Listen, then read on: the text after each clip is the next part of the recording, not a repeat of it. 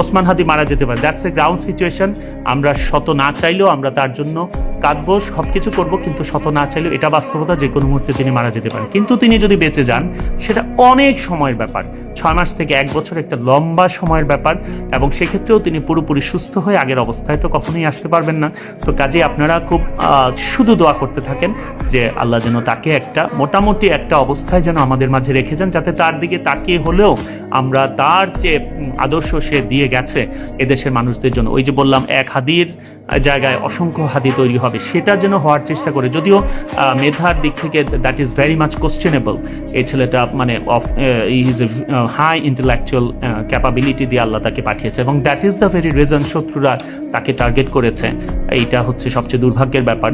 আর ওসমান হাদি কিন্তু বলে গেছে যে আমি যদি মারা যাই, আমার যাদের কারণে আমার মৃত্যু হলো তাদের শাস্তির ব্যবস্থাটা করতে হবে। সরকারকে আমি বলছি যে টেক প্রপার মেজার্স, এবং very unfortunately and horribly you are failing.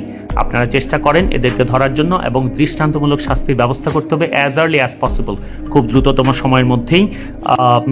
আমি ডাক্তারদের বলবো যে be very specific with whatever else you just want to say. There is always miracle, but that's the percentage is very low. A rarity is a র্যারিটি।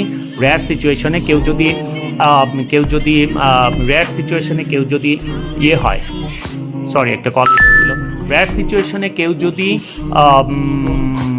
কি বলছিলাম, rare সিচুয়েশনে কেউ যদি বেঁচে যায়, সেটা একটা র্যারিটি, সেটা বলতে হবে। বলে না যে exceptions can never be example. এক্সেপশনকে এক্সাম্পল হিসেবে বারবার দাঁড় করানো যাবে না। কাজে ডাক্তাররা বলতে পারেন যে there may be exceptions and miraculously he may be saved.